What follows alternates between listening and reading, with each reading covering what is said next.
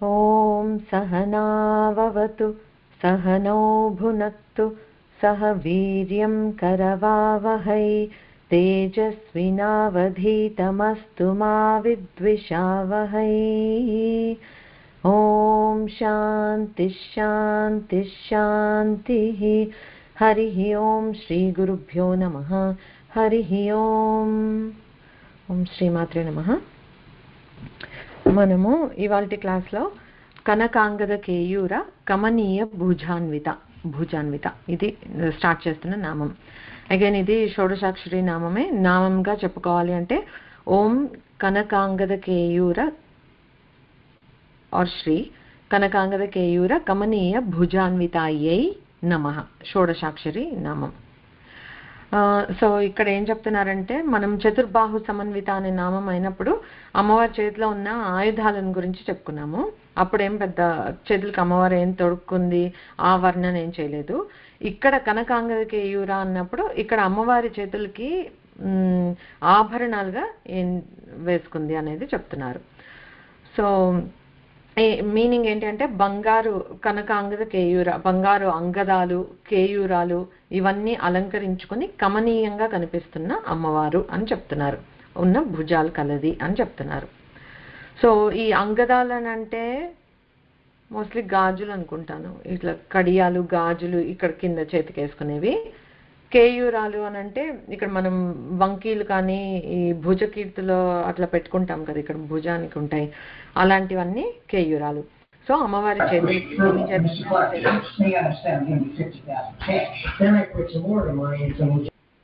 Okay, నేను mute చేశానండి మిమ్మల్ని.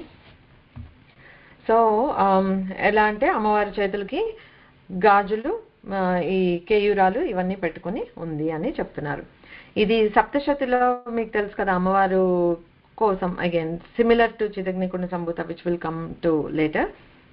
ఎలా అంటే అమ్మవారికి ఒక్కొక్కళ్ళు ఒక్కొక్కటి బహుకరించటం, శక్తులను ఎలా అయితే అమ్మవారి ఇప్పుడు ఈ తేజస్సు వీళ్ళ అంశతోటి అమ్మవారి కురులు ఉన్నాయి అలా అన్ని చెప్పుకున్నాం కదా మనం. అలాగా ఒక్కొక్కళ్ళు గిఫ్ట్స్ కూడా ఇచ్చారు అమ్మవారికి. అలాగా అమ్మవారి ప్రత్యక్షం అవగానే ప్రతి ఒక్కళ్ళు గిఫ్ట్లు ఇచ్చారు. అది ఎలా ఇచ్చారనంటే క్షీరోదశ్చామలం హారం అజరేచ తథాంబరే చూఢామణిం తథా దివ్యం కుండలే కటకానిచ అర్ధచంద్రం తథా శుభ్రం కేయూరాన్ సర్వబాహుషు నూపురౌ విమలౌ తద్వత్ గ్రైవేయ కమనోత్తమం అంగుళీయక రత్నాన్ని సమస్త స్వంగులీషు చ. ఇవన్నీ ఎవరిచ్చాడు? సాగరుడు అంటే సముద్రుడు. సముద్ర గర్భంలో ట్రెజర్స్ అన్ని ఉంటాయని అంటారు కదా. సో ఆ సముద్రుడు వచ్చి అమ్మవారికి ఏమేమి ఇచ్చాడంటే ఇవన్నీ రకరకాల హారాలు ఇచ్చాడట, తర్వాత చూడమని ఇచ్చాడట, దివ్యమైన కుండలాలు అవి ఇచ్చారట, అర్ధచంద్రాన్ని ఇచ్చారట అలంకరించుకోవటానికి. తర్వాత కేయూరాన్ సర్వబాహుషు అంటే అమ్మవారికి ఎన్ని బాహువులు ఉంటే ప్రతి బాహువుకి ఏదో ఒక చేతికి చేపించి బంగారం ఊరుకోకుండా చక్కగా అమ్మవారికి అన్ని చేతులకి చక్కగా ఈ అలంకరణకి చేపించారట. ఏంటి కేయూరాలు. నూపురో చేపించారు అంటే కాళ్ళకి పెట్టుకునే గెజ్జులవి. గ్రైవేయ కమనోత్తమం మెడలో వేసుకోవడానికి బోల్డ్ హారాలు ఇచ్చారట. అంగుళీయక రత్నాన్ని సమస్త స్వంగులీషు. మళ్ళీ చెప్తున్నారు ఉంగరాలు పెట్టుకోవడానికి ఇచ్చారట. మళ్ళీ ఏదో ఒకటి చూరుకోలేదు, ప్రతి వేలుకి ప్రతి చేతిలోని ప్రతి వేలుకి పెట్టుకోవడానికి అన్ని ఇదేంటి ఉంగరాలు ఇచ్చారట. సో ఈ హారాలు, చూడమని, కుండలాలు, అర్ధచంద్రం, ఈ బాహువులకి కేయూరాలు, కాళ్ళకి గెజ్జెలు, మెడలోకి హారాలు, అన్ని వేళకి రత్నాలు, ఉంగరాలు ఇవన్నీ సముద్రుడు ఇచ్చాడు అని అక్కడ చెప్తున్నారు. సో అలాగా అలంకరించుకుని ఉంది అమ్మవారు అని కూడా మనం ఇక్కడ చూడొచ్చు. సో ఇంకొక చోట ఏం చెప్తారంటే అమ్మవారి ఆభరణాలను వర్ణిస్తూ దధానాం నాగవలయ కేయూరాంగద ముద్రికాహ. ముద్రిక అంటే కూడా మళ్ళీ ఉంగరాలు. సో నాగవలయము, కేయూరము, అంగదము, ముద్రికలు ఇవన్నీ చేతులకి ధరించే ఆభరణాలు. మనకు ఆ పేర్లే దూరం అయిపోతున్నాయి. గాజులు వేసుకుంటే ఎక్కువ అన్నట్లుంది. కొద్దిగా ఇంకా వంకీలు కూడా ఉన్నాయి, కానీ ఈ కేయూరం అంటారని లేకపోతే అవన్నీ పోయే. ఈ భుజకీర్తుల ఇక్కడ భుజానికి పెట్టుకునేవి ఇప్పుడు మళ్ళీ కొన్ని ఫ్యాషన్లోకి వస్తున్నాయి. బట్ అలా వి కెప్ట్ లూజింగ్ అనమాట. బట్ చక్కగా అమ్మ ఎప్పుడు సర్వ అలంకార భూషిత, అన్ని చక్కగా అలంకరణ చేసుకుని ఉంటుందన్నమాట. అందుకే ఎవరైనా చక్కగా నిండుగా అలంకరించుకొని ఇంత పెద్ద పొట్టు అవి పెట్టుకొని కనిపిస్తే ఆహా అమ్మవారిని చూసినట్లే ఉంది అని మనం కూడా అనుకుంటాం. సిమిలర్ టు ఇందాక దేవి భాగవతంలో అది చెప్పినట్లు మణిద్వీపంలో ఎలా చెప్పారన్న, మణిద్వీప వర్ణంలో చెప్పేటప్పుడు అమ్మవారి గురించి ఇంకో చోట ఎలా చెప్పారంటే మాణిక్య శకలాబద్ధ ముద్రికాంగుళి భూషిత రత్న కింకిణికాయుక్త రత్న కంకణ శోభిత. అంటే రత్న రత్న రత్నమయం అమ్మవారు అలాగా మెరిసిపోతుంది అనమాట. ఇంకొక చెప్పాను కదా, ఒక్కొక్క అంగానికి ఒక్కొక్క దేవత యొక్క శక్తిని ఇచ్చారు. ఇదే వేరే చోట చెప్పబడుతుంది, బట్ వేరే చోట ఎలా చెప్తారంటే అష్టాదశ భుజాకార బాహవో విష్ణు తేజస. బాహువులు అమ్మవారివి విష్ణు తేజస్సుతో ఉంటాయట. సో నారాయణుడిలాగే అఫ్ కోర్స్ నారాయణి అమ్మవారు కదా, అమ్మవారు కూడా అలంకార ప్రియులు, చక్కగా అంత బాగా అలంకరించుకొని ఉంటుంది. ఇవన్నీ ఏంటి, ఐశ్వర్యానికి చిహ్నాలు, తర్వాత సౌభాగ్యానికి కూడా చిహ్నాలే అనమాట. కాకపోతే ఇక్కడ మనం గుర్తుంచుకోవాల్సింది ఏంటంటే అమ్మవారి ఆభరణాల గురించి కానీ ఆయుధాల గురించి కానీ వర్ణిస్తున్నారు, లేకపోతే వాహనాల గురించి కానీ వర్ణిస్తున్నారు అని అంటే అక్కడ అవన్నీ మంత్రస్వరూపాలే, ఏదో మనం మెటీరియల్గా అనుకోవడానికి లేదు. అగైన్ ఇప్పుడు స్వరూప ధ్యానం ఒకటి ఉంటుంది, ఆ స్వరూపాన్ని దాటి ఆ సాకారాన్ని దాటి వెళ్ళి నిరాకార పరబ్రహ్మాన్ని చూడగలిగితే ఇవన్నీ మంత్రమయంగా కనిపిస్తాయి. మన మామూలు నేత్రాలకి మనం చూడాలని అంటే ఇవన్నీ బంగారం లాగా మెరుస్తున్న రత్నాల్లాగా అలా కనిపిస్తుంది అనమాట. దీనికి చెప్పా కదా, ఇప్పుడు చూసే వాళ్ళ దృష్టిని బట్టి, దృష్టి ఒక్కటే కాదు మనకి ఎంత అర్హత ఉంది అనే దాన్ని బట్టి కూడా ఇప్పుడు ఒక్కొక్క యుగానికి కూడా ధర్మాలు మారిపోతూ ఉంటాయి. ఎట్లా చెప్తారంటే ఇప్పుడు కాశీలో ఇప్పుడు లింగం అవి చూస్తున్నాం కదా, మనం ఇప్పుడు చూస్తే అది ఒక స్టోన్ తోటి చేసినట్టే అనిపిస్తుంది మనకి, ఈ కలియుగంలో అలా కనిపిస్తుంది. అదే కృతయుగానికి వెళ్తే బంగారంతో రత్నమయంగా, తర్వాత నెక్స్ట్ త్రేతాయుగంలో బంగారుమయంగా, ఆ తర్వాత వచ్చి వెండిగా, ద్వాపర యుగంలో వెండి మూర్తిలాగా, ఇప్పుడు మనకి రాయిలాగా కనిపిస్తోంది, మనకి కనిపిస్తోంది. ఎందుకంటే మనం అంతే డిజర్వ్ చేస్తాం కనుక. నిజంగా మహనీయులు వెళ్ళి దర్శించుకుంటే వాళ్ళు ఉన్న ప్లేన్ని బట్టి వాళ్ళు దర్శించుకోవాలి. పాయింట్ ఆఫ్ వ్యూ అని అంటాం కదా, మన ఆ పాయింట్ ఆఫ్ వ్యూ అనేది జస్ట్ మనం ఉన్న ప్లేస్ నుంచి కనిపిస్తుందనే కాదు, మనం మెంటల్గా లేకపోతే మనం ఎంత ఆధ్యాత్మికంగా స్పిరిచువల్గా ఏ ఎలివేషన్లో ఉన్నామో అది కూడా పాయింట్ ఆఫ్ వ్యూని మారుస్తుంది. సో ఒక ఇన్సిడెంట్ జరిగితే ఒక పెద్ద ఆధ్యాత్మికంగా లేకుండా ఉండే వాళ్ళు రియాక్ట్ అయ్యేదానికి అదే అక్కడే పక్కనే ఉన్న ఒకళ్ళు ఒక స్పిరిచువల్లీ ప్రోగ్రెస్డ్ సోల్ ఎవరైనా ఉంటే వాళ్ళు రెస్పాండ్ అయ్యేదానికి ఆ డిఫరెన్స్ అనేది ఉంటుంది. ఎందుకు అనంటే వాళ్ళ స్పిరిచువల్ ఎలివేషన్ని బట్టి అనమాట.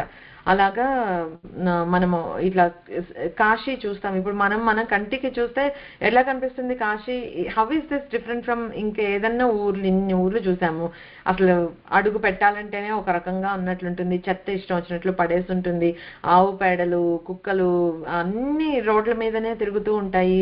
సో అలా ఉండే దగ్గర పవిత్రత అనేది ఎలా కనిపిస్తుంది అని మనకు అనిపిస్తుంది. సో మనం ఏంటంటే బికాస్ మనం ఆ డిజర్వ్ మనం చేసుకోవట్లేదు కనుక మన దృష్టి ఇంతకే పరిమితం. మనం ఎట్లా బాహ్యంగా ఇప్పుడు ఎలా కనిపిస్తుందో అంతే చూడగలం. కాకపోతే దాని విలువ తెలుసుకొని మన ఋషులు మనకు అందించిన విజ్ఞానం బట్టి, లేకపోతే పెద్దవాళ్ళు మనకు చెప్పిన దాన్ని బట్టి మనం అర్థం చేసుకుంటే ఆ ఊహతోటి భావనతోటి మనం ఒక దివ్య కాశీ ఎలా ఉంటుంది అనేది మనం సందర్శించుకునే ప్రయత్నం చేయొచ్చు.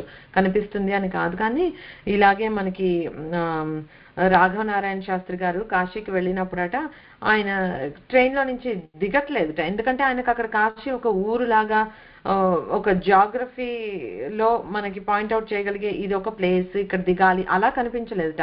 ఆయన దృష్టికి అదొక పెద్ద కాంతి పుంజంలాగా కనిపించిందిట. అసలు కాశీ అంటేనే ప్రకాశిస్తున్నది, అంటే ఒక కాంతిమయం అంతే, అది మనం అలా చూడలేం కనుక మనకి మామూలు ఊర్లాగా కనిపిస్తుంది. సో ఇప్పుడు ఈ వర్ణనలో మనం ఏది చెప్పుకుంటున్నా కూడా ఓకే, దానికి వెనకాతల అది మంత్రస్వరూపాన్నో లేకపోతే ఒక దివ్యమైన పరమాత్మ విభూతిని చెప్పుకుంటున్నాము అనేది మనం ఒకటి మైండ్లో పెట్టుకొని ఉండాలి.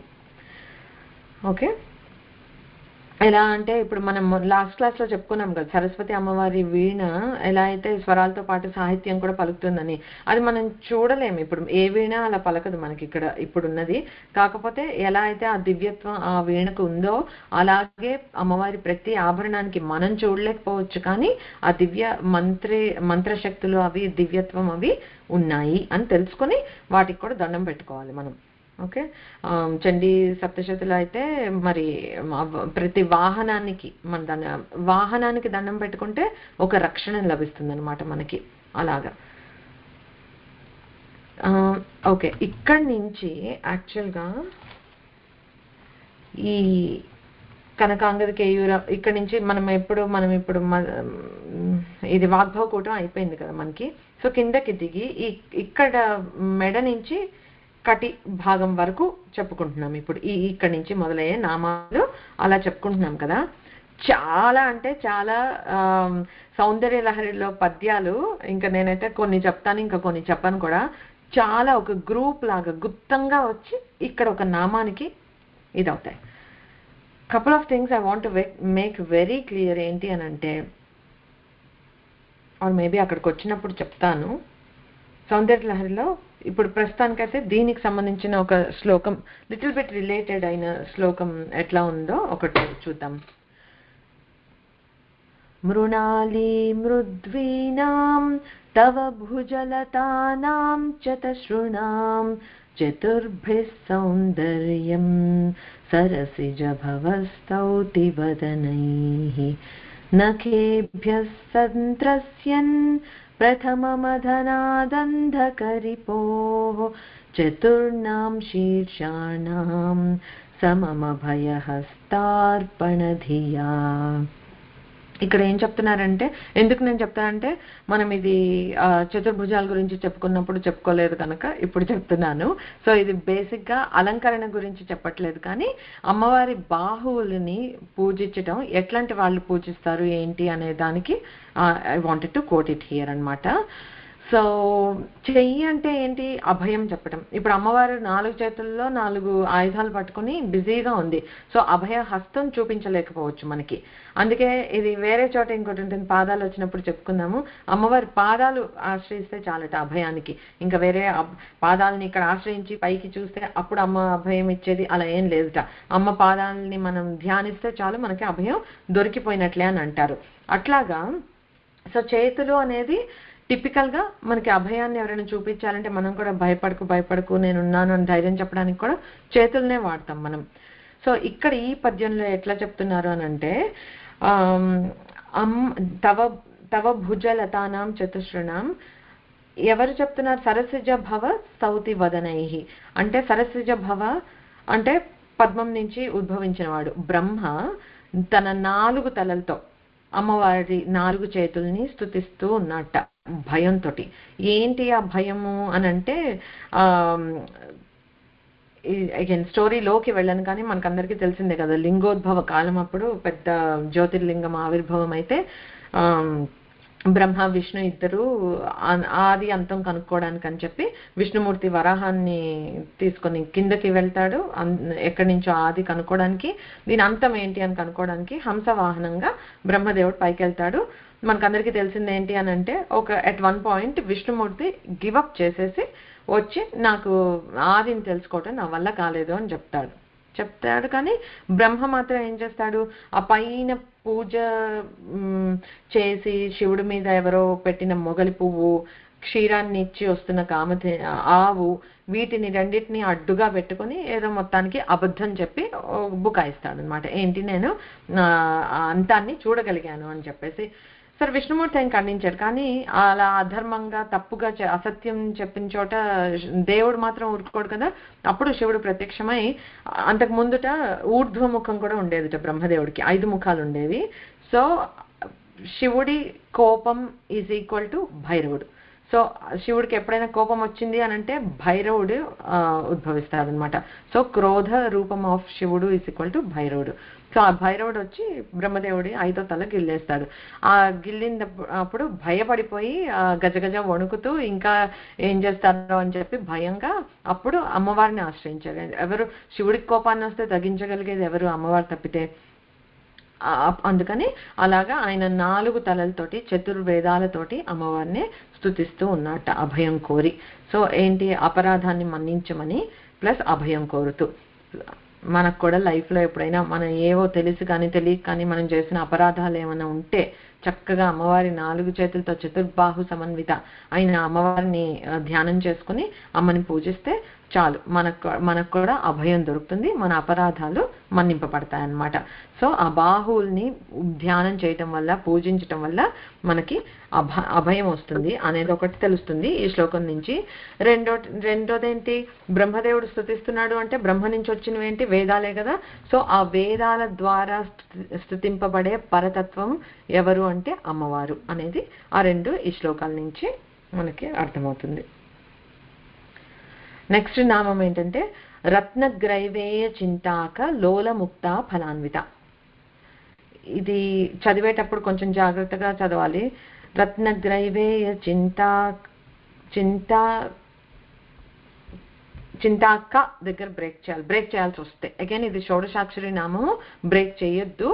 రత్నగ్రైవేయ చింత కలోల ముక్త ఫలాన్విత అని చదవటం కూడా అప్పుడప్పుడు వింటాను, అది కరెక్ట్ కాదు. ఒకవేళ నిజంగా పాజ్ తీసుకోవాలి అని అనుకుంటే రత్నగ్రైవేయ చింతాక లోల ముక్త ఫలాన్విత అని చదవచ్చు, లేదంటే రత్నగ్రైవేయ చింతాక లోల ముక్త ఫలాన్విత మొత్తం కలిపి ఒకటే నామం. అగైన్ 16 అక్షరాలు, ఫలాన్వితాయై నమః అని చదువుకుంటాం. గ్రీవము అంటే కంఠం, మెడ. సో అమ్మవారి మెడ రత్నాభరణాలతోటి, చింతాక మణులతోటి, వెళ్లాడుతూ కదులుతున్న ముత్యాలతోటి, లోల ముక్త అన్నారు కదా, లోల అంటే వేళ్లాడుతూ ఉన్న, ఊగుతూ ఉన్న. తర్వాత ముక్త అంటే ముత్యాలు, ఆ ముక్త ఫలాన్విత అంటే ముక్త ఫలాలంటే ముత్యాలు, అన్విత అంటే అలంకరింపబడి ఉంది, ప్రకాశింపబడుతుంది అలాగాని. సో ఏంటి, రత్నము, చింతాక పతకాలు, వేళ్లాడుతున్న ముత్యాలతోటి ఉన్న దండలు ఇవన్నీ అలంకరించుకొని ఉంది అని. So same thing we said before, ఆభరణం గురించి చెప్తున్నాము అంటే కూడా అవన్నీ మంత్రశక్తులే అనేది అర్థం చేసుకోవాలి.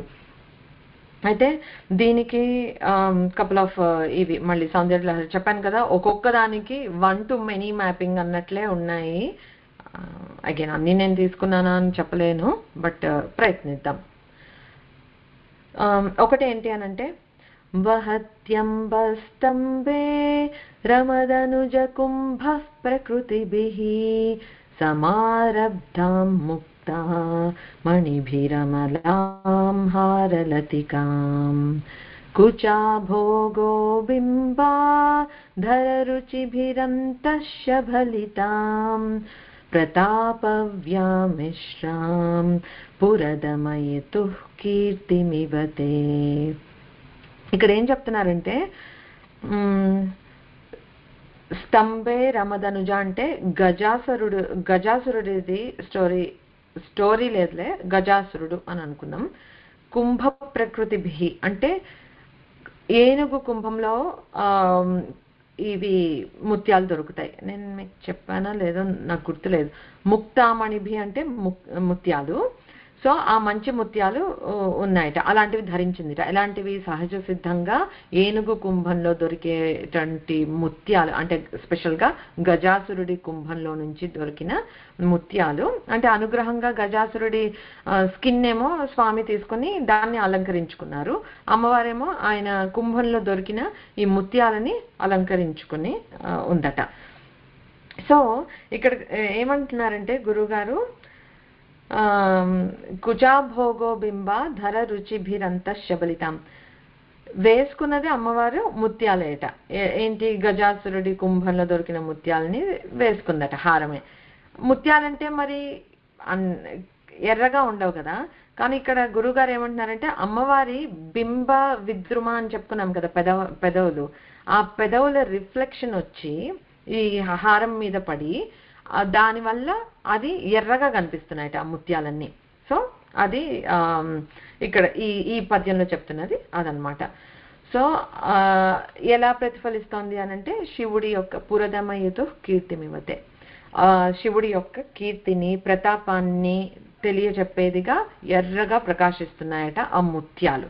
ఓకే, సో ముత్యాలు నాకు గుర్తులేదు అంతకుముందు చెప్పానో లేదో, but there are few sources. గజకుంభే కర్పూరాభ వంశే రక్తసితా స్మృతాః ఫనాసు వాసుకేరేవ నీలవర్ణాః ప్రకీర్తితాః జ్యోతిర్వర్ణాస్తు జలధే శుక్తికాయాం సితా స్మృతాః ఇక్షుదండే పీతవర్ణాః మణయోః మౌక్తికా స్మృతాః. అంటే ముత్యాలు దొరికే ప్లేసెస్ ఒక 6 ఉన్నాయన్నమాట.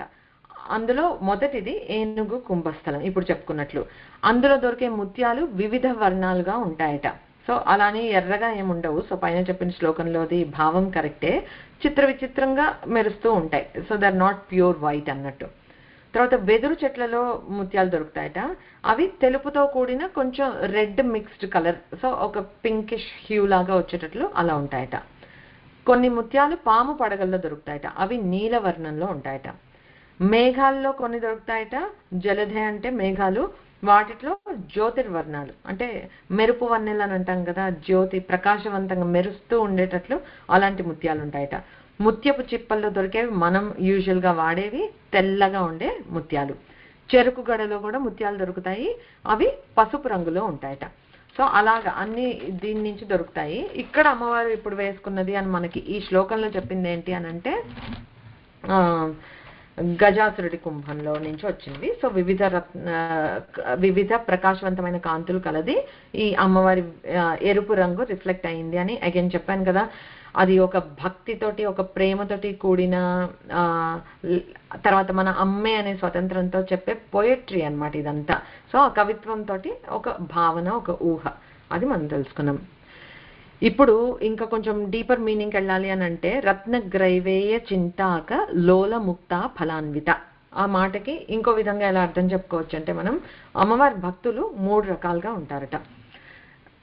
అవి ఎలా అంటే గ్రైవేయ చింతాకులు, లోల చింతాకులు, ముక్త చింతాకులు అంటే 3 రకాలు. గ్రైవేయ చింత అంటే చింతన చేసేవాళ్ళు అని అనుకోవచ్చు. సో ఇప్పుడు గ్రైవేయ చింతాకులు అంటే వాళ్ళ కంఠం నుంచి వాళ్ళు పూజ చేస్తున్నారు అంటే మంత్ర జపం చేస్తుండొచ్చు, స్తోత్రాలు చేస్తుండొచ్చు, పారాయణలు చేస్తుండొచ్చు, అమ్మవారిని రకరకాలుగా ధ్యానిస్తూ ఉండొచ్చు. సో వాళ్ళు అది గ్రైవేయ చింతాకులు. లోల చింతాకులు అంటే ఒక లోల అంటే ఒక కోరిక, ఒక ఆసక్తి అన్నమాట. సో ఏదో ఒక కోరిక కోసం అమ్మవారిని ఆశ్రయించి, అమ్మవారిని ఒక లౌకిక పరమైన కోరికలు తీరటం కోసం ఆశ్రయించి పూజించే వాళ్ళని లోల చింతాకులు అని అంటారు. తర్వాత ముక్త చింతాకులు, వీళ్ళు ముముక్షువులు అనమాట. అంటే ముక్తిని కాంక్షిస్తూ అమ్మవారిని ఆశ్రయించిన వాళ్ళు ముక్త చింతాకులు. సో 3 రకాల భక్తులు. ఆ 3 రకాల భక్తుల్ని ఇట్లా కంఠంలో తగిలించుకుంది అంటే అమ్మవారు గుండెలకి దగ్గరగా పెట్టి చూసుకుంటుంది అని, అది ఒక మీనింగ్ అన్నమాట. సో అమ్మవారు ఏంటంటే డిస్క్రిమినేట్ చేయదు. మన పూర్వజన్మ వాసనలని బట్టి, కర్మల్ని బట్టి అమ్మవారిని ఆశ్రయించాలన్నా పూజించాలన్నా కూడా ఒక అర్హత ఉండాలి. ఎంత అర్హత ఉందో అంతవరకే మన సాధన సఫలీకృతం అవుతుందన్నమాట. సో అలానే అమ్మవారు వీళ్ళు నాకు ఎక్కువ ప్రియమైన భక్తులు వాళ్ళు కాదు అని కూడా ఏం లేదు. అమ్మవారి ఐస్ లో అందరూ ఈక్వలే. సో అందరినీ గుండెలకి దగ్గర పెట్టుకొని చక్కగా చూసుకుంటుందట. దీన్నే సిమిలర్ మీనింగ్ నే కొద్దిగా డిఫరెంట్ గా కూడా ఇంకోలా చెప్పారు. ఎలా అంటే గ్రైవేయ చింతాకులు అంటే సిమిలర్ అంటే కంఠంతో వాళ్ళు పూజ చేస్తున్నారు, అది అంతవరకు సేమ్ మీనింగే. కాకపోతే మనస్సు మాత్రం ఇంకెక్కడో ఉంటుంది. ఐ థింక్ మనందరం ఇట్లాంటి కేటగిరీలోనే ఫిట్ అవుతామేమో. పూజ చేస్తూ ఉంటాం మనందరం అని అనకూడదు, sorry I take it back. నా లాంటి వాళ్ళు పూజ చేస్తూ ఉంటాము, బట్ రకరకాల ఆలోచనలు నడిచేస్తూ ఉంటాయి. We have to consciously catch చేసి అది అక్కడ కట్ చేయాలి, లేకపోతే డిస్ట్రాక్షన్స్ ఉంటూ ఉంటాయి. అది ఇంటెన్షనల్ కాదు, ఒక్కొక్కసారి అలా స్లిప్ అయిపోతూ ఉంటాం. సో అది గ్రైవేయ చింతాకులు ఆ కేటగిరీ అనమాట. Or maybe లోల చింతాకులేమో. లోల చింతాకులు అంటే లోల అంటే లీలగా చేస్తూ ఉంటాము, తప్పిపోతూ ఉంటాం, జారిపోతూ ఉంటాం, పట్టుకుంటూ ఉంటాము, జారిపోతూ ఉంటాం. కొద్దిసేపు పూజ చేస్తుంటాం, అబ్బా మనంతటి భక్తి ఇంకొకరికి లేదు అన్నంత సాటిస్ఫాక్షన్ మనకు కూడా వచ్చేస్తుంది. నెక్స్ట్ సెకండ్ లో సేమ్ పూజ సేమ్ థింగ్ అక్కడే కూర్చునున్నా కూడా అంత డెప్త్కి రాదు, అంత టచ్ అవ్వము. అంటే మనం ఆ అమ్మవారి భక్తి అనే ఒక స్థితిలో కొద్దిసేపే ఉండగలుగుతున్నాం, ఎక్కువసేపు ఉండలేకపోతున్నాం. అలాంటి వాళ్ళని లోల చింతాకులు, ఎందుకంటే వాళ్ళు అలా ఊగుతూ ఉన్నారు బిట్వీన్ దోస్ 2 స్టేట్స్ అన్నమాట. ముక్త చింతాకులు అంటే ఇంకా వాళ్ళు వేరే అన్నిటినీ వదిలేసి వేరే ఏ చింతన లేకుండా, అది సంపూర్ణ వైరాగ్యం అన్నమాట.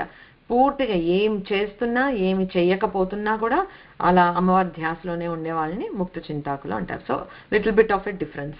బట్ ఇక్కడ దీన్ని తోటి అర్థం చేసుకోవాల్సి, అక్కడేంటి ముగ్గురిని దగ్గర పెట్టి చూసుకుంటుంది, అది స్టిల్ కరెక్టే, అప్లై అవుతుంది. ఇక్కడ ఏంటంటే ఒక్కొక్కళ్ళ ధ్యాన లక్ష్యాన్ని బట్టి అండ్ ధ్యాన శుద్ధిని బట్టి, ఎంత శుద్ధిగా చేస్తున్నామనే ధ్యానాన్ని బట్టి వారికి ఫలాల్ని ఇస్తూ ఉంటుంది. ఆ ఫలాన్విత అంటే ఆయా ఫలాల్ని ఇస్తూ ఉంటుంది, డిపెండింగ్ ఆన్ నువ్వు దేని కోరి ఎలా చేస్తున్నావో, లేకపోతే నువ్వు ఎంత డిజర్వ్ చేస్తున్నావో దాన్ని బట్టి, మన కర్మల్ని బట్టి మనకి ఆ ఫలాల్ని అమ్మవారు ఇస్తూ ఉంటుంది. సో అక్కడ కూడా మన కర్మ ఫలాలే మనకి ఇస్తుంది తప్పితే డిస్క్రిమినేషన్ అనేది అమ్మవారి నుంచి అయితే ఉండదు. సో రత్నగ్రైవే చింతాక అంటే 2 చెప్పుకున్నాం, ఒకటి ఆభరణాలు, తర్వాత అది అలంకరణ, అది సాకారంగా చూసుకుంటే, తత్వంగా చూసుకుంటే ఇట్లా భక్తులు, ఎట్లాంటి భక్తులు, వారిని అందరినీ అమ్మవారు ఎలా ఒకటే సమానంగా ఎలా చూస్తుంది అనేది. ఓకే, నెక్స్ట్ నామం వచ్చి కామేశ్వర ప్రేమరత్న మణి ప్రతిపణస్తిని. అది ఒక నామంగా చెప్పుకోవాలంటే శ్రీ కామేశ్వర ప్రేమరత్న మణి ప్రతిపణస్తన్యై నమః. షోడశాక్షరి, అగైన్ మళ్ళీ బ్రేక్ లేకుండా చదివితేనే మంచిది ఇవన్నీ కూడా. ఓకే, సో ఇక్కడ ఏంటంటే కామేశ్వర ప్రేమ అనే రత్నాన్ని పొందటానికి, అంటే కామేశ్వరుడు అంటే చెప్పాను కదా కామేశ్వరులు అని, అలా ఆ కామేశ్వరుడి ప్రేమని అనే రత్నాన్ని పొందటానికి అమ్మ ఒక బార్టర్ సిస్టమ్, ఒక ఎక్స్చేంజ్ ఇదిలాగా తన స్తనాలని, రత్నాలు లాంటి తన స్తనాల రెండింటిని ప్రతిపణంగా, ఇప్పుడు మనం అంటాం కదా ప్రాణాలని పణంగా పెట్టి అని అంటాం, అంటే ఏంటి, కుదువు పెట్టి లేకపోతే దాన్ని ఇచ్చి అలా అన్నట్టు. సో అలాగా అమ్మవారు తన 2 స్తనాలని శివుడికి ఇచ్చి శివుడి ప్రేమని పొందింది, అది మీనింగ్. ప్రతిపణం అంటే రెట్టింపుగా ఇచ్చింది అనమాట. పణంగా అంటే ఒకటి కాదు, కామేశ్వరుడి ప్రేమని పొందటానికి 2 స్తనాలని ఇచ్చింది అని ఇది. ఇక్కడ ఒక రత్నంగా ఇక్కడ మనకు చెప్పింది ఏంటంటే కామేశ్వరుడి ప్రేమ, అమ్మవారి స్తని అని అన్నారు కదా, అంటే అమ్మవారి స్తనాలు, వక్షోజాలు, 2 స్తనాలు 2 రత్నాలు అనమాట. ఏదైనా వస్తువు మనం ఫ్రీగా కొన్నామనుకో మనకి వాల్యూ ఉండదు కదా, అలాగే రెగ్యులర్ ప్రైస్కి ఒకవేళ మనం కొనేసినా కూడా ఇంకా సప్లై లేదు అని అన్నారని అంటే దానికి ఇంకా వాల్యూ పెరిగిపోతుంది, చూస్తూ ఉంటాం మనం ఇక్కడ చాలాసార్లు. కానీ ఏదన్నా వస్తువుని మనం అసలు ధర కన్నా ఎక్కువ ధర పెట్టి కొన్నామనుకోండి, దాన్ని చాలా ఎక్కువ శ్రద్ధగా చూసుకుంటాం, బాబాయ్ చాలా అపురూపంగా దొరికింది మనకి అని జాగ్రత్తగా చూసుకుంటాం. సో అలాగా అమ్మవారు తన 2 మణులను ఇచ్చి కామేశ్వరుడి 1 మణిని తీసుకుంది, ప్రతిపణంగా డబుల్ ఇది ఇచ్చి సొంతం చేసుకుంది అనమాట. అంటే అప్పుడు స్వామివారికి అమ్మవారి స్తనాలు ఆయనమైపోయాయి, ఈయన ప్రేమ అమ్మవారిది అయిపోయింది. సో ఇక్కడ బేసిక్గా మనం చెప్పుకోవాల్సింది ఏంటి అని అంటే వాళ్ళిద్దరికీ ఉన్న ప్రేమ అలాంటిది అని చెప్పేసి ఒకటే చెప్పినప్పుడు, ఆ స్వామివారిది ఏకపత్ని వ్రతం, ఆయన మనసు ఈ అమ్మవారికి ఇచ్చేశారు, అమ్మవారు తనదైన సర్వస్వాన్ని స్వామికి అర్పించింది, అది అమ్మవారి పాతివ్రత్యం. సో మనం చెప్పుకున్నాం సమయాచారానికి ఇది ఈ నామం ఇంకొక ఎగ్జాంపుల్ అనమాట. అయితే ఇక్కడ స్తనాల గురించి వర్ణన ఎందుకు చెప్పుకుంటున్నాము అని అంటే, మనం అమ్మవారిని గురించి మాట్లాడుతున్నాము అని అంటే అది మనకి జీవనాధారం, జగన్మాత. అమ్మ అనేది జగన్మాత. మామూలుగా పిల్లలకే స్తనం అనేది జీవనాధారం, పుట్టిన వెంటనే స్తన్యం నుంచే పాలిస్తాము, దట్ ఈస్ దర్ జీవనాధారం కొన్నాళ్ళు, before they even start external గా ఫుడ్ ఏదైనా తీసుకునే కన్నా ముందు. సో జీవితానికి అంత ఆధారమైనది ఇంత ఆ భగవంతుడి సృష్టి, ఓకే, పరమాత్మ యొక్క సృష్టి, అది కామేశ్వరుడి ఒక రత్నం అనుకుంటే, అమ్మ తన స్తనద్వయంతో ఈ విశ్వాన్ని మొత్తం పోషిస్తోంది. అక్కడ ఏంటి, శివుడిది ఒకటే సంకల్పమే, సృష్టిని మొత్తం క్రియేట్ చేయటము, దాన్ని పోషించటము అమ్మ రెస్పాన్సిబిలిటీస్, అది 2 మణులు.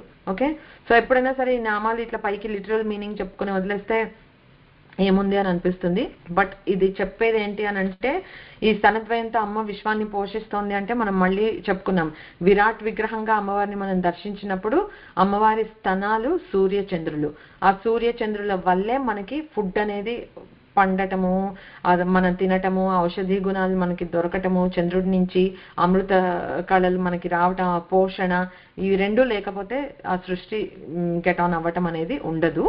సో అలా అమ్మవారు మనకి పోషిస్తోంది. సో మీనింగ్ ఏంటి అంటే, ఈ సృష్టి ఇదంతా వాళ్ళిద్దరి యొక్క ప్రేమ, అనురాగం, దాంపత్యం వాటి వల్ల వచ్చిన ఫలితమే. సో ఇప్పుడు ఇప్పుడు మన ఈవెన్ ఈ ఎగ్జాంపుల్లో చెప్పుకోవాలంటే, ఈ భౌతికమైన ఈ స్తనాల గురించి చెప్పారు, అతీతమైన ప్రేమ గురించి చెప్పారు. ఆ రెండు కలిస్తేనే, అంటే ఈ భౌతికమైన ఈ విశ్వము, దానికి అతీతమైన పరమాత్మ రెండు కలిస్తేనే సృష్టి అదే పరిపూర్ణంగా ఉంటుంది కనుక అది అనదర్ మీనింగ్ అన్నమాట. అగైన్ ఇందులో కూడా అంతే, నేను రిఫరెన్స్ ఇస్తాను సౌందర్యలహరిలో శ్లోకాలకి, ఇది మొత్తం చెప్పను ఎందుకంటే 2-3 రిఫర్ చేయాలని అనుకుంటున్నాను ఇందులో, సో ఎక్కువ టైం తీసుకోకుండా. అయితే సమం దేవి స్కంద ద్విపవదన పీతం స్తనయుగం అనే శ్లోకం ఉంది. అందులో ద్విపవదన పీతం స్తనయుగం, ఇక్కడ మళ్ళీ స్తనాల గురించి చెప్తున్నారు. ఏం చెప్తున్నారు అక్కడ గురుగారు అని అంటే, వినాయకుడట, అగైన్ నేను చెప్పాను Soundarya Lahari is all mixed with కవిత్వం. సో కొద్దిగా ఊహ,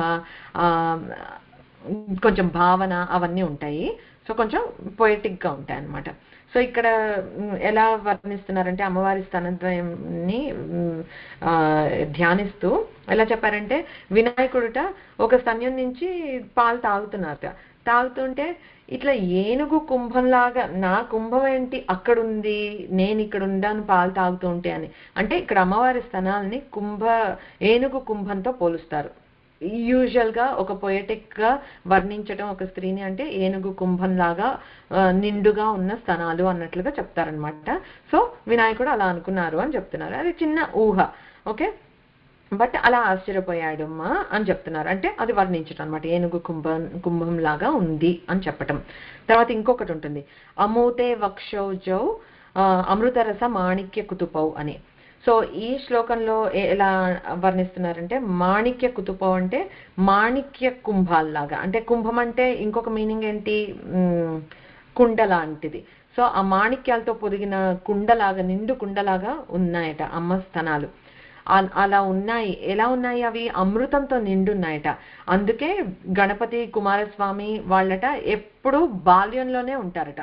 ఓకే, మనం నిజంగానే చూస్తే ఎప్పుడు ఫ్యామిలీ ఫోటో వినాయకుడును కుమారస్వామి పెద్దవాళ్ళు అయిపోయిన ఫోటో ఎప్పుడు మనం చూడలేదు కదా. ఎప్పుడు అమ్మవారితో ఉంటే కూడా చక్కగా బాల్యంలో ఉన్నట్లుగానే చిత్రీకరిస్తారు. సో అయితే మనకి వెంటనే డౌట్ వస్తుంది, మరి అరే వినాయకుడికి 2 భార్యలు, బుద్ధి సిద్ధి, తర్వాత కుమారస్వామికి కూడా వల్లి దేవసేన 2 భార్యలు ఉన్నారు కదా, మరి బాల్యంలో ఉన్నారని అంటారేంటి అని. ఒకటి ఇది కవిత్వము, 2 మనకి ఎప్పుడైనా సరే భార్య అని ఒకటి మనకి దేవతలు దేవుళ్ళు వీళ్ళ పరిభాషలో భార్య అని చెప్పారు అంటే అది వారి యొక్క శక్తి. భార్య అంటే ఏంటి? అనుపాయిని, ఎప్పుడు వదిలిపెట్టకుండా ఉండే వాళ్ళు భార్యలు. సో ఆ శక్తి ఎప్పుడు వాళ్ళతోటి ఉంటుంది అని చెప్పడానికి భార్య అని ప్రస్తావించడం కూడా ఉంటుంది. సో ఫర్ ఎగ్జాంపుల్ చిన్న, అంటే మనం అండర్స్టాండ్ చేసుకోవడానికి ఇప్పుడు సిద్ధి బుద్ధి అని అన్నారు అనుకోండి. సిద్ధి అంటే ఏంటి? ఒకటి సంకల్పాన్ని సిద్ధించుకోవటం అని అంటే అది అది వినాయకుడి శక్తి. ఎలాగా? వ్యాసుడు భారతం చెప్తూ ఉన్న ఎగ్జాంపుల్ తీసుకుంటే, ఆయన కలంతో ఆగకుండా రాస్తున్నారు గణపతి. వ్యాసుడు చెప్తూనే ఉన్నాడు, గణపతి రాస్తూనే ఉన్నాడు. మధ్యలో ఆ కలం ఇది విరిగిపోయింది. ఏం చేశాడు? ఆగకుండా దంతాన్ని, అందుకే ఏకదంతుడు అయ్యాడు కదా, ఆ దంతాన్ని ఒకటి విరిచి ఆ దంతంతో రాయటం కంటిన్యూ చేసి మొత్తానికి మహాభారతాన్ని సక్సెస్ఫుల్ గా రాసేశారు అనమాట. సో ఆ దంతాన్ని పెకిలించమని సాధించారు. సో అది సిద్ధి, దట్ ఈస్ హిస్ శక్తి. తర్వాత బుద్ధి అంటే ఇంటలెక్ట్. దానికి ఎగ్జాంపుల్ ఎలా చెప్పుకోవచ్చు? ఇప్పుడు అమ్మవారు మన గణాధిపత్యం కోసం ఎవరికి ఇవ్వాలి అని ఇద్దరు చర్చ వచ్చినప్పుడు భూప్రదక్షిణం చేసి 3 సార్లు ముమ్మారు భూప్రదక్షిణం ఎవరైతే ఫస్ట్ చేస్తారో వాళ్ళకి అని అన్నప్పుడు, అగైన్ ఈ స్టోరీ మనకు తెలిసిందే, కాకపోతే అక్కడ తెలివితేటలతోటి ఆలోచించి వినాయకుడు తల్లిదండ్రులకి ఆది దంపతులు కదా, మరి పార్వతీ పరమేశ్వరులకి ప్రదక్షిణ చేస్తే ప్రదక్షిణ చేసినట్లు అయిపోయింది. అంటే బుద్ధిని, యుక్తిని ఉపయోగించాడు. అది ఆయన శక్తి అనమాట. సో అలా సిద్ధి, బుద్ధి అంటే శక్తులు అని అనుకోవచ్చు. ఇప్పుడు వల్లి దేవసేన అని అంటే మనకి ఎప్పుడైనా సరే వల్లి అని చెప్పాము అని అంటే కుమారస్వామి జ్ఞానానికి అధిదేవత. ఓకే, చాలా మనం గుర్తుంచుకోవాల్సింది ఏంటంటే జ్ఞానానికి యూజువల్లీ మన అంత తమిళియన్స్ ఎక్కువ చేసినంతగా మనం సుబ్రహ్మణ్య ఉపాసన చెయ్యము. బట్ గురు స్వరూపము, జ్ఞాన స్వరూపము అంటే సుబ్రహ్మణ్య స్వామి అనమాట. సో ఆ ఒక గురువు యోగం వల్ల మనం పొందగలిగేది ఏంటి? వల్లి అంటే సర్పాకారంలో ఉన్న కుండలిని శక్తి. ఆ శక్తికి ఆయన అధినేత అనమాట. సో మనలో ఆ కుండలిని జాగృతం అవ్వాలి అని అంటే ఆ శక్తి ఉన్నది కుమారస్వామి దగ్గర. తర్వాత దేవసేన అంటే ఎప్పుడు దేవతల సైన్యాధ్యక్షుడు కదా, దేవ సైన్యానికి అధ్యక్షుడు. సో అందుకని దేవసేన భార్య అని చెప్తారు, ఎందుకంటే అది ఆయన శక్తి ఎప్పుడు దాంతో కలిసి ఉంటాడని. సో అట్లా భార్యలు అని అన్నారు అని అంటే వారికి సంబంధించిన శక్తులు అని పెట్టుకోవచ్చు. బట్ ఇక్కడ మెయిన్ పాయింట్ ఏంటి అని అంటే అమ్మవారి కుంభంలాగా ఉన్న అమ్మవారి స్తనాల నుంచి వచ్చేది అమృతము. ఆ అమృతాన్ని తాగటం వల్లే వాళ్ళిద్దరు ఇలా ఉన్నారు అని ఒక శ్లోకంలో చెప్పారు. ఇంకొకటి చెప్తాను, బట్ ఇది శ్లోకం మొత్తం చెప్తాను ఎందుకంటే నా ఫేవరెట్ వన్ ఆఫ్ ది. तव स्तन्यं मन्ये धरणिधर कन्ये हृदयतः पयस्पारावार परिवहति सारस्वत्यमिव दयावत्या दत्तं द्रविडशिशुरास्वाद्य तव यत् कवीनां प्रौढानाम् अजनिकमनीयः कवयता. ఇక్కడ ఏం చెప్తున్నారంటే గురుగారు, అమ్మవారి స్తన్యం నుంచి వచ్చే పాలు అమృతమయమని ఇందాక దాంట్లో హింట్ ఇచ్చారు కదా, అందుకే బాల్యంగా ఉండిపోయారు అని. పరివహతి సారస్వతమివ అంటే జ్ఞానం, నథింగ్ బట్ జ్ఞానం. అమ్మవారి ప్రసాదంగా అమ్మవారి స్తన్యం నుంచి వస్తోంది, అమ్మ నుంచి ఏది వచ్చినా అది జ్ఞానమే అనమాట. సో పరివహతి సారస్వతమివ, వచ్చే ఆ పరివాహం ఎలా ఉంది అమ్మవారి పాలు అని అంటే జ్ఞానస్వరూపంగా ఉంది. ఓకే, అలాంటి దయతో, ఎంతో దయతో నువ్వు ఇచ్చిన పాలు తాగి ద్రవిడ శిశు అని రిఫర్ చేశారు ఇక్కడ. ద్రవిడ శిశు ఆస్వాద్య తవయత్, ఆ ఆస్వాదించటం వల్ల కవీనాం ప్రౌఢానాం అంటే గొప్ప గొప్ప కవుల్లో కల్లా మంచి పేరును తెచ్చుకుని గొప్ప గొప్ప పేరు పొందారు అని చెప్తున్నారు. ఓకే, సో ఇక్కడ ద్రవిడ శిశు అని రిఫర్ చేసిన దానికి రెండు రెఫరెన్సులు చెప్తారు. ఫస్ట్ ఇది ఏంటంటే ఆది శంకరాచార్యుల గురించే చెప్తున్నారు అని అంటారు. ఇది ఎట్లా అంటే ఆయన ఆదిశంకరాచార్యుల తల్లిదండ్రులు ఎవరంటే ఆర్యాంబ శివగురు అని అన్నమాట. సో ఆదిశంకర్లు అరౌండ్ 3-4 ఇయర్స్ అట్లా ఉండే ఏజ్లో చిన్నప్పటి నుంచి వాళ్ళ నాన్నగారు ప్రతిరోజు పూజ చేయటం, కాత్యాయని అమ్మవారి ఉపాసన చేసేవారట. అమ్మవారికి పూజ చేయటము, పాలు నివేదించటము, ఆ మిగిలిన పాలను తీసుకుని వచ్చి ప్రసాదంగా ఈయనకు పట్టేవాళ్ళు. సో అదొక డైలీ రొటీన్. మధ్యలో ఆయన ఎప్పుడైనా ఊరు వెళ్ళాల్సి వస్తే ఆర్యాంబ గారు ఆవిడ చేసేవాళ్ళట.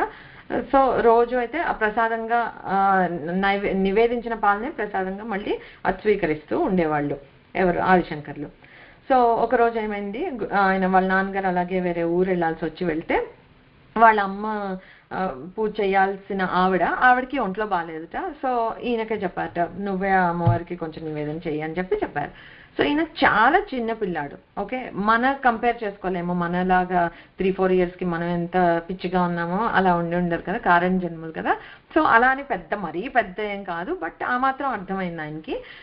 అమ్మవారికి పూజ చేయాలి, రోజు నాన్నగారిలాగా పాలుని నైవేద్యం పెడతారు, ఆ తర్వాత మనం ఆ పాలు తాగాలి. ఆ కాన్సెప్ట్ అయితే అర్థమైంది, because it has been a routine for him for so many years.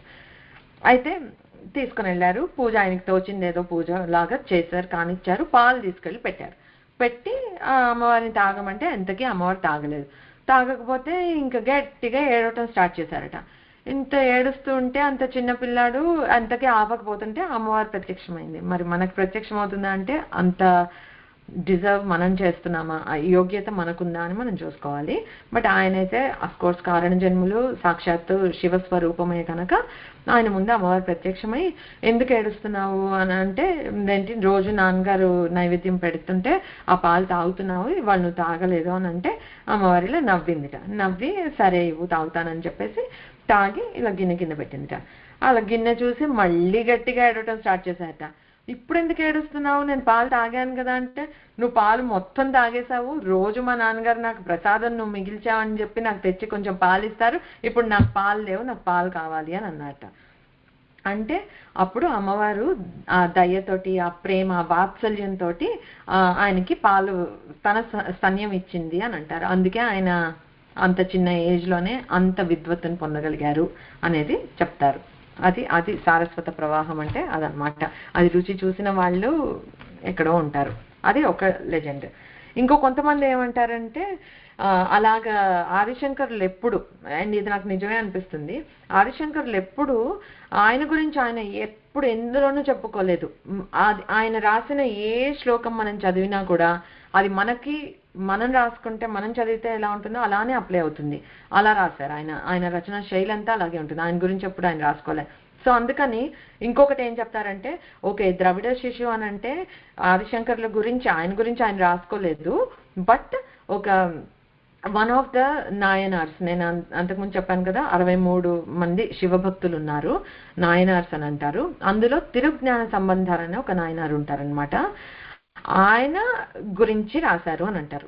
So ఆయన స్టోరీ ఏంటి అని అంటే, అగైన్ అరౌండ్ 3 years ఆ ఏజ్ లో ఉన్నప్పుడు వాళ్ళ అమ్మ లేవలేదో మరేమో నాకు తెలీదు, వాళ్ళ నాన్నగారు సంధ్యావందనం చేసుకుని అప్పుడు టెంపుల్కి వెళ్ళి కోనేటిలోనే అర్ఘ్యం సమర్పించటము, సంధ్యావందనం చేసుకోవటం అవన్నీ చేసేవాళ్ళు కదా. ఈయన అడ్డుపడుతూ ఉన్నట్టు, ఈ చిన్నపిల్లాడు అడ్డుపడుతూ కాళ్ళ వేళ్ళ పడుతూ ఉంటే ఇంకా ఆయన ఏం చేయలేక సరే అని చెప్పేసి తీసుకుని వెళ్ళాట. ఆ బాబుని కూడా తీసుకుని వెళ్ళి అక్కడ గుడి మెట్ల మీద కూర్చోపెట్టి, నువ్వు ఇక్కడే కూర్చో, ఇదిగో నీకు భయం వేస్తే అమ్మ నాన్న ఇక్కడే ఉన్నారు అని చెప్పి శివపార్వతుల్ని, అందరికీ తల్లిదండ్రులు, నీకు ఏదైనా భయం వేస్తే నువ్వు ఇక్కడ దండం పెట్టుకో, నేను వచ్చేస్తాను, నువ్వు ఇక్కడ కదలొద్దు ఇక్కడి నుంచి అని చెప్పి కిందకి దిగి మెట్లు దిగి కోనేటిలోకి వెళ్ళి మునిగాట. ఆయన కోనేటిలోకి వెళ్లే వరకు ఇతను బానే ఉన్నాడు, కానీ తీరా నీళ్లలో మునిగిన తర్వాత నాన్న కనిపించట్లేదని ఒక్కసారిగా భయం వేసి ఏడవటం మొదలు పెట్టాట గట్టిగా. ఏడుస్తుంటే ఆ తండ్రికి వినపడట్లేదు, ఎందుకంటే దూరంగా ఉన్నాడు కనుక. ఈ బాబు ఒకటే ఏడుస్తున్నాడు, ఒక్కడే ఉన్నాడు. అగైన్ అనదర్ బ్లెస్డ్ సోల్ కనుక అక్కడ శివుడు చూసి పైనుంచి అన్నాడట, ఏంటి ఏడుస్తున్నాడు మరి చిన్న బాబు, వాడిని ఏం చేస్తావు, ఆకలి తీర్చవా, మరి నువ్వు జగన్మాతవి కదా, అమ్మవి కదా, ఆకలి తీర్చవా అని అంటే, అప్పుడు అమ్మవారు అందట, నా పాలిస్తే ఏమవుతుందో తెలుసు కదా, నా పాలు తాగితే మీకు దానికి సమ్మతమేనా అని అంటే, ఎస్ సమ్మతమే అని చెప్పారట. అంటే అమ్మ పాలు తాగాము అని అంటే శివజ్ఞాన ప్రదాయిని అమ్మవారు, అంటే బ్రహ్మజ్ఞానం ఆ సారస్వత ప్రవాహంలో వచ్చేస్తుంది అనమాట ఎలాంటి వాళ్ళకైనా సరే. సో అందుకని మీకు ఓకేనా అని అంటే, ఇదంతా లీల అనమాట. అది ఆయన పుట్టిందే ఒక కారణ జన్ములు, ఆయనకి ఈ టైంలో ఇది జరగాలని రాసిపెట్టింది. కొన్నిసార్లు లీలగా కొన్ని మహిమల్ని ప్రదర్శిస్తూ ఉంటారు దేవతలు కూడా, ఎందుకంటే చుట్టూ ఉన్న వాళ్ళకి ఒక విశ్వాసం కలగటానికి కొన్ని ఎగ్జాంపుల్స్ కావాలి. We all look for examples కదా. ఇది చెయ్యి అని చెప్తే మనం ఏది చెయ్యం, ఇది చేస్తే ఇది అవుతుందిట, వాళ్ళకి ఇలా అయిందట అని కొన్ని ఎగ్జాంపుల్స్ చెప్తే, ఓహో వాళ్ళకి పనికొచ్చింది, ఉపయోగపడింది కనుక మనం కూడా ప్రయత్నిద్దాం అని మనం అనుకునే టైప్ కనుక మనలాంటి వాళ్ళ కోసం అని ఆ లీలల్ని మహిమల్ని ప్రదర్శిస్తూ ఉంటారు. సో అలాగా ఆ బాబుకి పాలు పట్టించి అదృశ్యమైపోయారట. వాళ్ళ నాన్న కోనేటి నుంచి స్నానం చేసి వచ్చేటప్పటికి చుట్టూతా పాల చారికలు అవి ఉన్నాయట. ఇదేంటి నువ్వు పాలు ఎవరిచ్చారు, ఏం తాగావు నువ్వు అని అంటే, పాలు అని చెప్పి ఎవరిచ్చారని అంటే అక్కడ అమ్మవారి విగ్రహం ఎక్కడైతే ఉందో అమ్మవారి వైపు చూపించారట. ఈ తండ్రికి అసలు ఏమీ అర్థమే కాలేదు. ఇంకా ప్రాసెస్ చేసుకునే లోపల సరే వెళ్ళి దర్శనం చేసుకుందాం అని చెప్పి వెళ్లే లోపల ఇంకంతే ఆ ప్రవాహంలాగా ఆ శివస్తోత్రాలు వచ్చేస్తున్నాయట. ఆ చిన్న 3 ఏళ్ళు మాటలు కూడా సరిగా రాని చిన్న బాలుడికి మొత్తం శివ స్తోత్రాలన్నీ చెప్పడం నాన్ స్టాప్. ఇంకా ఎంత భక్తి తన్మయత్వంతో ఇలా చప్పట్లు కొట్టేస్తూ పాటలు పాడేస్తూ, ఇంకా ఆశ్చర్యం అనమాట చూసే వాళ్ళకి, వాళ్ళ తండ్రికి, అందరికీ ఎలా జరుగుతుంది ఇది దేవుడి ఇది కాకపోతే కదా. అలా ఇంకా ఆ చేతులు బుజ్జి బుజ్జి చేతులు ఎర్రగా అయిపోతున్నాయి, కందిపోతున్నాయి, ఇంకా రక్తాలు వచ్చేస్తాయేమో అని చెప్పి ఆ బాలుడిని చూసి మురిసిపోతూ శివుడు పార్వతి ఇలాగా ఈ చిడతలు ఇవి ఉంటాయి కదా మనం భజన చేసేటప్పుడు కొట్టుకునేవి, అవి వేశారట. సో అప్పటి నుంచి ఆయనకి అవి వాటితోటి అవి ఆల్వేస్ విత్ హిమ్ అలా చేస్తున్నారు. ఎప్పుడైనా టైం దొరికితే ఎంకరేజ్ గూగుల్ చేయండి. మనకి ఇప్పుడు ఈ టాపిక్ ఇది కాదు కనుక నేను చెప్పట్లేదు, కానీ ఈ 63 నాయనార్ల కథలు అన్ని చదివితే అసలు భక్తి ఇలా కూడా ఉంటుందా, భక్తి పారవశ్యం అంటే ఇదా అనేవి మనకి అర్థమవుతాయి. అండ్ వీళ్ళందరూ ఏదో ఉన్నారో లేరో తెలియని ఏదో యుగంలో జరిగిన స్టోరీస్ కూడా కావు. So something that we can relate to. Definitely I encourage చదవండి అని. ఓకే, సో ఎనీవేస్ మనం ఇక్కడ బ్యాక్ వస్తున్నది ఏంటంటే ఆ సారస్వత ప్రవాహాన్ని అందుకున్న ఆ ద్రవిడ శిశు అంటే ఇక్కడ ఈ జ్ఞాన సంబంధాలని చెప్తారనమాట. సో అలా అలా ఆవిడ పాలు ఇలా స్తన్యం అందుకోగానే జ్ఞానం అలా ప్రవహిస్తుంది, అది ఇక్కడ చెప్పింది. సో ఇప్పుడు ఫైనల్గా కంక్లూడ్ చేసేది ఏంటి అంటే కామేశ్వర ప్రేమ అనే రత్నం కోసం అమ్మవారి స్థానం అని చెప్పి మాట్లాడుకున్నాం కదా. సో దానికి డీప్ మీనింగ్గా అంటే లేకపోతే కంక్లూడ్ చేయడానికి ఒక బాటమ్ లైన్ ఏంటి అని అంటే కామేశ్వర ప్రేమ అని ఇక్కడ అన్నారు అని అంటే అది behind the scenes it is implying ప్రణవం, ఓంకారం అనమాట. ప్రతిపణస్తని అంటే దానికి రెండింతలుగా 2 స్థనాల గురించి చెప్తున్నారు అంటే అది అమ్మవారి ప్రణవాలు, శక్తి ప్రణవాలు అంటే హ్రీం శ్రీం. సో ఓం హ్రీం శ్రీం అనే త్రక్షరి మంత్రం ఒకటి ఈ నామంలో దాగి ఉందన్నమాట. సో ఎప్పుడు అలాగే పైకి మనకి ఏదో లిటరల్ మీనింగ్ తీసుకుంటే ఏం చెప్తున్నారు అని అనిపిస్తుంది మనకి, అక్కడ వదిలేయకూడదు ఎప్పుడు కూడా. సో మనం డెప్త్లో తత్వాన్ని ఏం చెప్తున్నారని అర్థం చేసుకుంటే ఇదర్ మనకు ఆ తత్వం అర్థమవుతుంది. లేదు అని అంటే బ్లైండ్గా మనకి మనం చెప్పుకోవాల్సింది ఏంటి అంటే ఇక్కడ మనం చూస్తున్న అక్షరాలు ఆ అక్షరాలు చెప్తున్న మీనింగే కాదు, వీటిలో బిహైండ్ ద సీన్స్ డీకోడ్ అయ్యి ఉండే బీజాక్షరాలు ఎన్నో ఉంటాయి. అవన్నీ మనకి తెలియక్కర్లే, ఉంటాయి అని తెలిసి ఆ భక్తి భావంతో మనం చేస్తూ ఉంటే చాలు, మనకి రావాల్సిన ఫలం అయితే మనకి తప్పకుండా వస్తుంది. సో ఈ నామంలో అగైన్ ఒక్కొక్క నామానికి ఒక్కొక్క ఇది అని చెప్పుకుంటున్నాం కదా.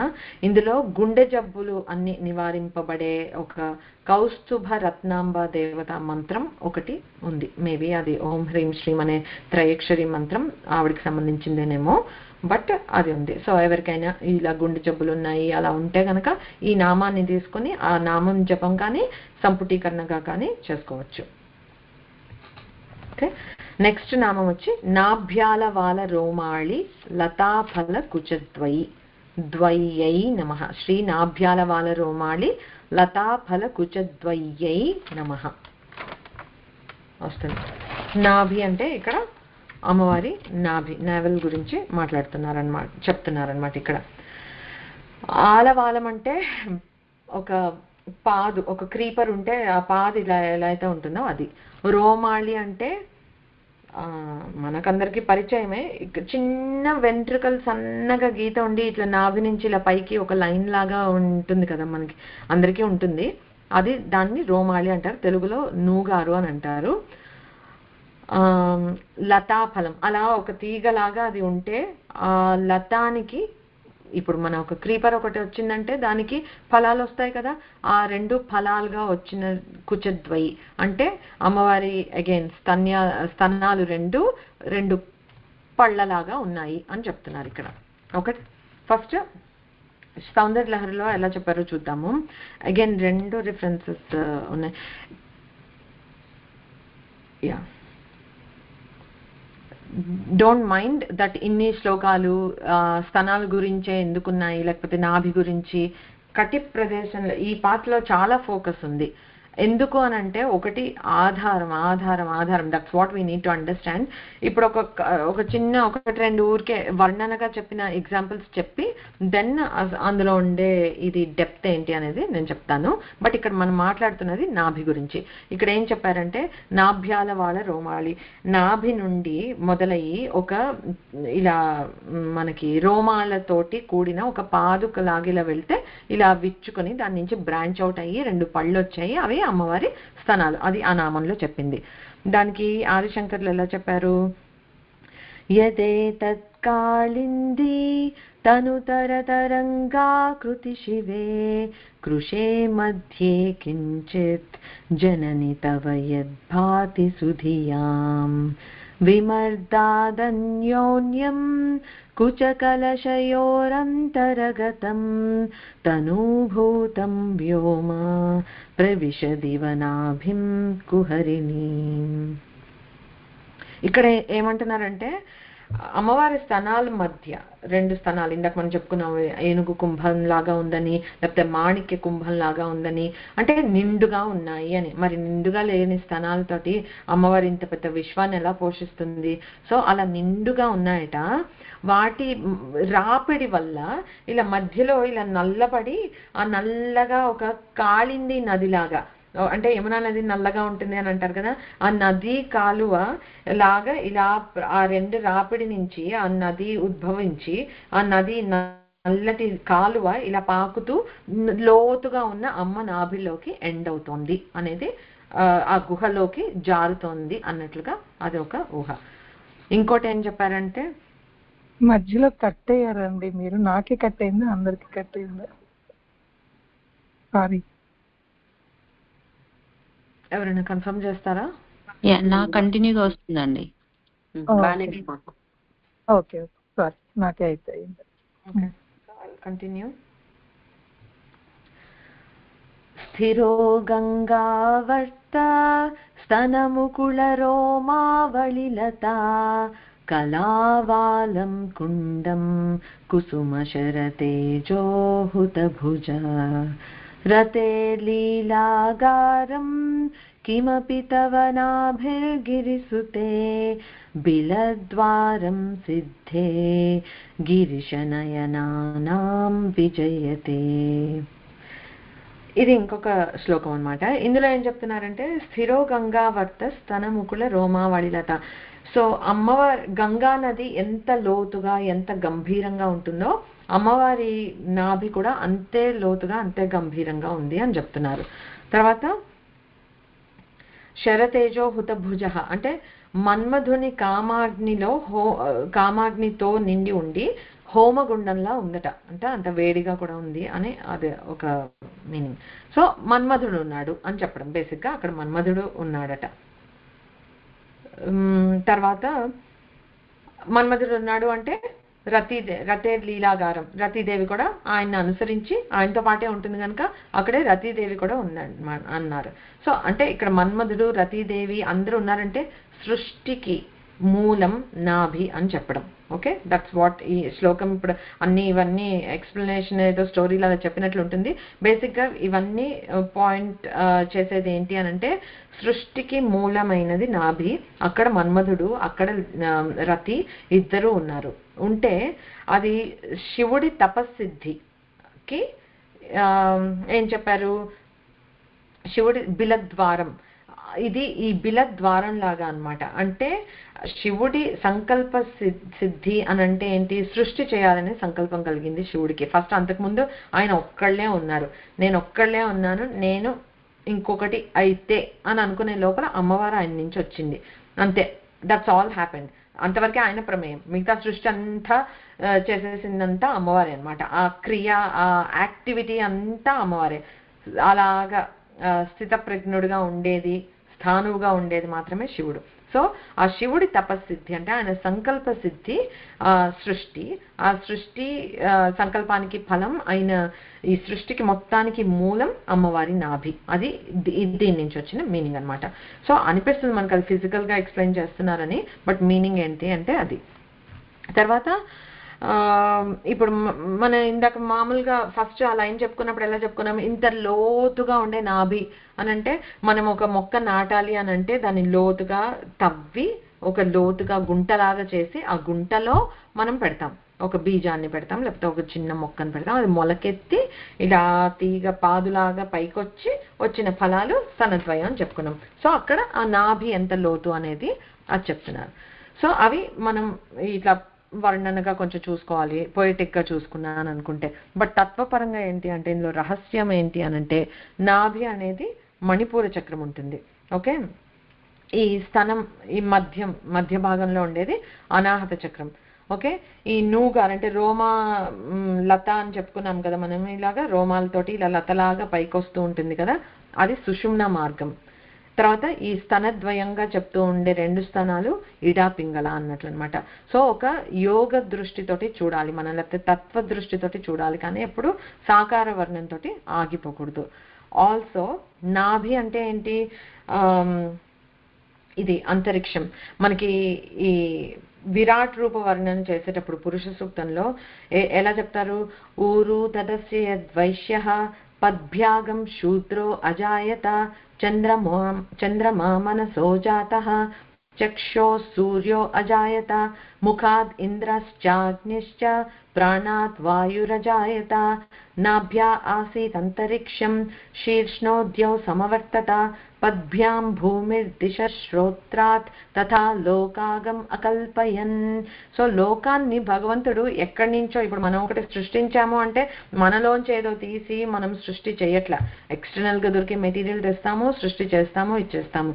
ఇది పరమాత్మ తన నుండి వచ్చినదే ఈ సృష్టి మొత్తం అన్నమాట. సో అకల్పయన్ అంటే అలా కల్పన చేశాడు మొత్తం సృష్టిని. ఎట్లాగా అలా చేసేటప్పుడు నాభి నుంచి అంతరిక్షం అనేది వచ్చింది. నాభ్యాత్ ఆసీత్ అంతరిక్షం అని చెప్పారు ఇక్కడ. సో నాభి అని అన్నాము అని అంటే అగైన్ మనం సాకార వర్ణన అంటే ఇలా అమ్మవారు ఒక ఆడ రూపంలో స్త్రీ రూపంలో చూసి నాభి స్తనద్వయం అక్కడతో ఆగిపోకూడదు. ఒక నాభిని ఎక్కడైనా చెప్పారు ఒక దేవతా స్వరూపానికి అంటే అక్కడ అంతరిక్షాన్ని చెప్తున్నారు. సో అంతరిక్షమైన ఆ నాభి నుండి పైకొచ్చే ఈ నూగారు అప్పుడు ఏమైపోతుంది, వివిధ ఈ జ్యోతిర్మండలాలకి కావాల్సిన ప్రకాశం అంతా ఆ నతత్ర సూర్యోభాతి న చంద్రతారకం అన్నట్టు సూర్యచంద్రులకు కూడా ఆ జ్యోతినిచ్చేది అమ్మవారే కదా. సో అక్కడి నుంచి ఆ వచ్చే కాంతి పుంజాలు ఏవైతే ఉన్నాయో అది అలా నూగారు లాగా ఇలా పాకుతూ ఆ కాంతి పుంజాల వల్లే ఈ 2 స్తనాలు చెప్పుకున్నాం కదా. స్తనం అంటే ఏంటి, మనకి పోషణ చేసేది సూర్యుడు చంద్రుడు, ఒక స్తనం సూర్యుడు ఒక స్తనం చంద్రుడు. సో ఆ కాంతి పుంజాల లాగా ఆ నాభి అనే అంతరిక్షం నుండి కాంతి పుంజాలు ఇలా వచ్చి ఈ సూర్యుడికి చంద్రుడికి ప్రకాశాన్ని ఇస్తున్నాయి. అలా శోభిస్తున్నది అమ్మవారి వక్షస్థలం. అది మనం అల్టిమేట్ గా తెలుసుకోవాల్సిందనమాట. ఇంకొకటి చెప్పేసి ఆపేస్తాను. లక్ష్య రోమలతాధార, ఈ కామన్ మిస్టేక్ ఇక్కడ మనం ఏం చేస్తామంటే లక్ష్య రోమలతాధార దాసమున్నేయ మధ్యమ, చాలా చోట్ల అట్లా వింటూ ఉంటాము, అది కరెక్ట్ కాదు. అగైన్ ఇది షోడశాక్షరి నామము. సో చెప్తే మొత్తం చెప్పేసేయాలి. అలా శ్రీ లక్ష్య రోమలతాధార దాసమున్నేయ మధ్యమాయై నమః. బ్రేక్ చేయాలి, పాజ్ చేయాలి కొంచెం అని అనుకుంటే లక్ష్య రోమలతాధారత తర్వాత బ్రేక్, సమున్నేయ మధ్యమ విడిగా చెప్పాలి. అంతేగాని లక్ష్య రోమలతాధార తాసమున్నేయ మధ్యమ ఈజ్ రాంగ్. సో ఎవరైనా అలా చెప్తూ ఉంటే కనుక ప్లీజ్ కరెక్ట్ ఇట్. ఓకే, లక్ష్యం అవుతోందంటే గోచరం అవుతోంది, కనిపిస్తోంది. లక్ష్య రోమలతాధార, రోమలత అంటే ఇప్పటికే 3 సార్లు చెప్పుకుందాం, నూకారు ఆ రోమాలు ఎలా అయితే పైకి వస్తున్నాయి అది. సమున్నేయ మధ్యమ, సో సమున్నేయ అంటే బాగా ఉద్ధరింపబడిన అని, మధ్యమ అంటే ఇక్కడ నడుము. మధ్యమ అని నడుమును ఎందుకు అని అన్నారంటే మన పై భాగానికి కింద భాగానికి మధ్యలో ఉంది కనుక నడుముకి ఇంకొక ప్రయోగం వాక్యంగా మధ్యమ అంటారనమాట. సో ఇప్పుడు మనం ఇందాక చెప్పుకున్నాం ఒక తీగలాగా నాభి నుండి ఒక తీగలాగా వచ్చి స్తనాలు ఫలాలు అట్లా చెప్పుకున్నాం. సో ఒక తీగ పైకి పాకాలి అని అంటే వీ హ్యావ్ టు ట్రైన్ కదా.